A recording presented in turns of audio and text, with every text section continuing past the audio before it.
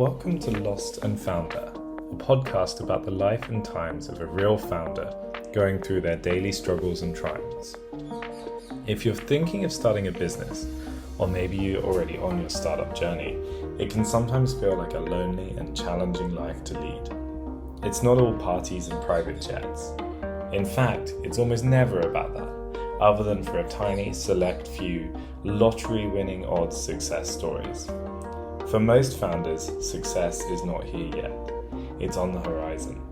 And somehow, you've got to get from where you are today to that glorious success. I want you to know, you're not alone. I'm James Gill. I'm a co-founder and CEO of a business called Go Squared, and I've been a founder for over half my life. I've had many highs and even more lows, and spoken to hundreds, if not thousands, of other founders on my journey so far. In this podcast, I'm going to share some of the stories, lessons, and struggles I've come across on my journey so far. I hope these stories will be helpful for you. At the very least, I hope it will be helpful for me to get them off my chest. Thank you so much for tuning in and giving this a shot with me. It's totally an experiment. Now, let's dive into our very first show.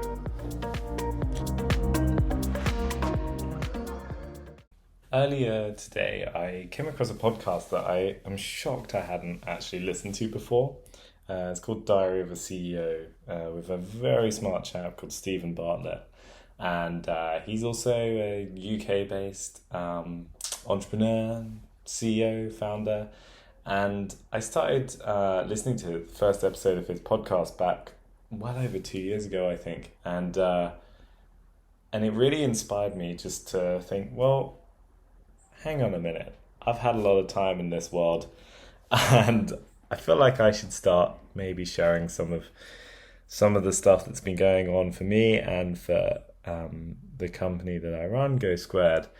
And I thought maybe I'm never going to be quite ready. Maybe I'm never going to be perfected enough to share everything. But when inspiration strikes, maybe it's a good opportunity to jump on that and to get going. So I thought, let's give this a go. So here's episode 1 of a podcast where I talk about pretty much what's on my mind while running a SaaS business, and from the perspective of being a founder, being a co-founder, being a CEO, and trying to share what I've learned, what I'm learning, and I'm always relearning, what's on my mind, what am I struggling with, and maybe also from time to time what I'm excited about and proud of.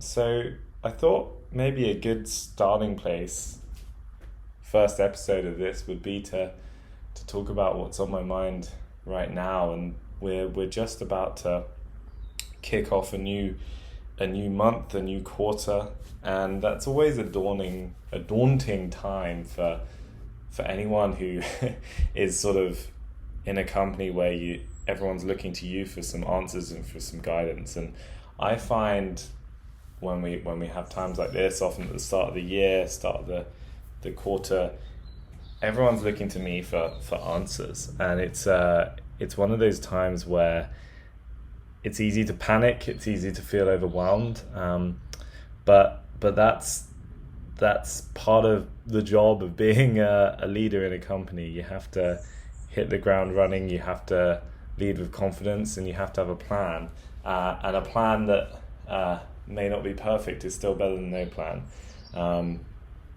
So for us, we're trying to figure out some big decisions right now. There's a lot of things that are going great in the company. I've never been prouder of the team. We're working our socks off, and the product's in a really good place. We've got a great set of customers, but we definitely have our challenges, and I think there's this ongoing challenge of feeling frustrated that we're not growing faster. We're not growing to the point where we really want to be right now. We set out some goals at the start of the year, and we haven't hit them yet. And And that's frustrating when everyone's working their socks off. And so right now I feel like I have some really big decisions to make, some guidance to give to the team of how we step things up over the second half of this year. And while those goals are set out for the whole year, one of the things I really don't want to fall into the trap of is thinking we've got till the end of the year to make those numbers be where we want them to be. Like, the change doesn't happen over 6 months. The change happens day by day, hour by hour. So I think that's one of the things that I've always struggled with. Like, when you have a goal over a long period of time, whether it's a month or a quarter or a year, it's easy to think you've got all of that time to figure it out, but you don't. You've got to figure things out faster, and you've got to make those changes short term, and those things compound over time. Things are moving faster than ever in the world but especially in the world of software, in the world of tech. Things that used to maybe take a year can take 6 months, can take 3 months, can take 1 month. And you have to remember that when you're making these decisions. The opportunity to grow faster than ever is here, but also the opportunity to be overtaken faster than ever or competed with faster than ever is also here. So that's something that constantly keeps me awake. Another thing that's on my mind is the level of confidence to give to the rest of the team. Everyone wants confidence in their leaders, and that's a challenge I continue to face. How confident to be in the things that I'm uncertain about. And I think the way I'm trying to address that is by being really clear on the things that I truly believe, which when you think about them long enough, you can get pretty clear on that with yourself. You have to be clear on that with yourself. But then also being clear on the things that are not certain and not clear and not definite. And I think that's a good way of building trust with anyone, especially with a team that's looking to you for guidance. You have to be able to say that you don't know, that there are things you don't have answers for. No one's expecting you to have the answers to everything. And you can build a lot of trust by being clear that you don't have all the answers. So, but a good idea when you don't have the answers is to have a clear idea of how you're going to get answers or how you're going to figure those things out. So that's another thing I'm just bearing in mind as we go into this new quarter, to be clear on what I believe, and hopefully ensure that the rest of the team can get on board with that. But also to be clear on the things that I'm not sure about, and to outline that plan of how we're going to get answers to those questions, get confidence around those areas of uncertainty. So we'll have to see. And I'll report back when we've gone through this, and hopefully we'll be through the other side stronger, clearer, more excited, more energized than ever before. Another thing I wanted to talk about was part of the process we set for how we operate together as a team is a technique called OKRs, Objectives and Key Results. And I've done a few talks on this before, and I think OKRs are loved and hated by a lot of people. But OKRs can be very helpful for aligning a team. I remember when we were kids at school, or when we were just starting Go Squared, I don't know if OKRs even existed at the time, but OKRs were never something that came across our minds. When you're 2, 3, 4 people, you don't need any kind of structure in place to align yourselves. You just talk to each other, you look at each other, and you make things work. But as you grow, even when you grow to such a relatively small team size as 10 people, it's amazing how quickly people can be misaligned, can not be aware of what's most important in the company, and can spend a lot of energy and effort on the wrong things. And I think that's something that keeps me extremely that I'm continuously aware of. or concerned about when people are working really hard, but working really hard on the wrong things. And that doesn't work for anyone. That doesn't work for the individual, because they'll get worn down and confused and demoralized, but it also doesn't work for the company, because the company is employing that person and is paying that person money for work that isn't what's most important right now. So going into a new quarter, we tend to define our OKRs, our objectives and our key results. What are we trying to achieve, and how are we going to measure whether or not we achieve it? And this is always a challenging time, because you can set objectives that are ambitious, you can set objectives that are too safe, and you're almost always going to fall too far on one side of that. And I think it speaks a lot to the personalities on the team and the people setting those goals, and the founders, where they fall on that. And things that might look ridiculous to one person might seem totally normal to someone else.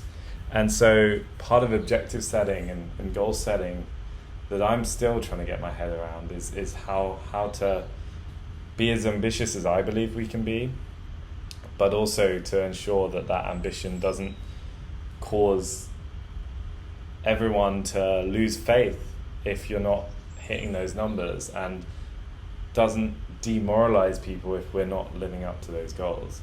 A lot of people say that with OKRs you should be aiming to achieve around 70% of whatever you set out to do, which is how you get around that sort of setting ambition. And well, if you hit 100%, then you're probably not setting goals high enough.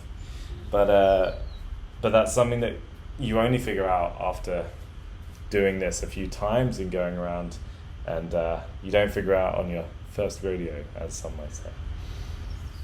I feel like I've been going on about OKRs quite a bit. That might be quite a dull subject to a lot of people, especially if you're wanting some inspiration.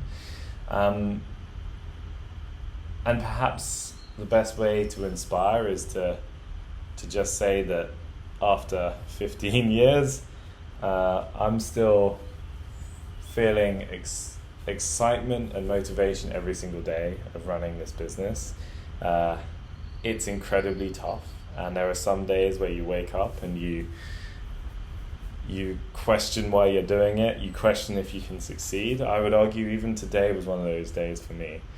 But you do it because there are some days which really you realize why you're running the business. You realize that this is an opportunity to not only change your own life, but change the lives of your team, hopefully, and also maybe put something great out into the world that not only tens of people, hundreds of people, thousands of people, maybe even millions of people can experience and use. And that's what gets me up every single day, the opportunity to build things, to work with a team that cares about building things and creating things that goes on to impact thousands, hundreds of thousands of other people around the world instantly. And I love that. And that's what keeps me incredibly motivated. And every day we're doing that. Every day that we ship something, we build something, we get it in the hands of our customers, that's what pushes me to keep working and keep trying harder. And it's an opportunity to share more of what we believe in the world and what I believe in the world, that people do care about craft, that people want to support businesses that care about their customers, and that you can build a workplace that people thoroughly enjoy working at, and that everyone can win when, and you can build a company where everyone can win, not just investors and not just founders, but founders, employees, customers. So yeah, that's what I find so exciting about this, and hopefully, as this podcast continues, hopefully it does continue, I can share more of what I'm learning, of what I'm realizing, of what I'm figuring out, and hopefully you'll join me for the ride. So thanks in advance if you've been listening to this first kind of pilot episode, and looking forward to sharing more along the way as we continue to build Go Squared into the business I believe it can be, and as I become a better founder and the founder I believe I can be. So thanks again, and tune in for the next episode. Hope to see you then. Thanks. Bye. Thanks so much for tuning in to the episode today. It's the first one, hopefully the first of many. And if you've enjoyed the episode, I'd love to hear from you on Twitter or whatever channel you happen to be on. And I look forward to bringing more shows. So if you got anything you'd like me to cover in the future, anything that's bugging you, anything you are wondering about, then please message me, and I'll hopefully be able to cover it in a future show. Thanks again, and see you next time.